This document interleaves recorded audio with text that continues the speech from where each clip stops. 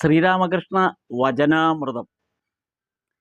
വചനാമൃതത്തിൽ ഇന്ന് കാണുന്നത് നരേന്ദ്രൻ ശ്രീരാമകൃഷ്ണദേവനോടൊരു ചോദ്യം ചോദിച്ചു. നരേന്ദ്രൻ എന്ന് പറയുമ്പോൾ ഭാവിയിൽ പിന്നീട് സ്വാമി വിവേകാനന്ദൻ.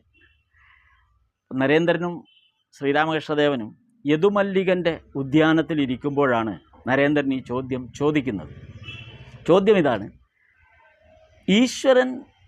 ഈശ്വരസങ്കല്പം ഇതെല്ലാം ഒരു തരം മനസ്സിൻ്റെ വിഭ്രാന്തിയല്ലേ എന്ന് നരേന്ദ്രൻ ശ്രീരാമകൃഷ്ണദേവനോട് ചോദിക്കുന്നു.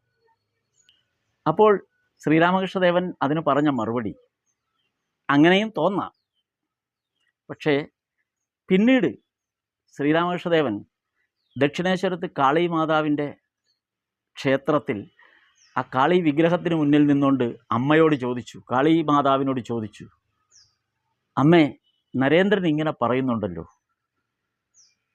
എന്താണ് അങ്ങനെ പറയുന്നത്?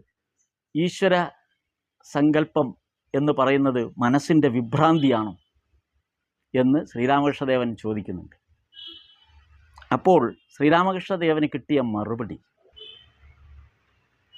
ഈശ്വര സങ്കല്പം അല്ലെങ്കിൽ ഈശ്വര കാര്യങ്ങൾ സംസാരിക്കുമ്പോൾ അല്ലെങ്കിൽ ഈശ്വരനോട് ഒരു കാര്യം ആവശ്യപ്പെടുമ്പോൾ അത് യാഥാർത്ഥ്യമായി നിനക്ക് സംഭവിക്കുന്നില്ലേ?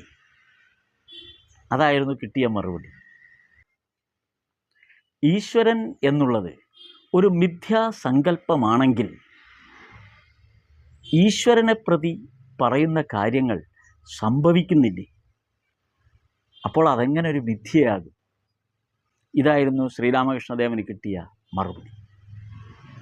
അതെ, വചനാമൃതം ഈശ്വര സങ്കല്പത്തെ എത്രമാത്രം മനസ്സിൽ ഉറപ്പിക്കാൻ സഹായകമാകുന്നു എന്നുള്ളതിന് ഒരു സംശയവും വേണ്ട.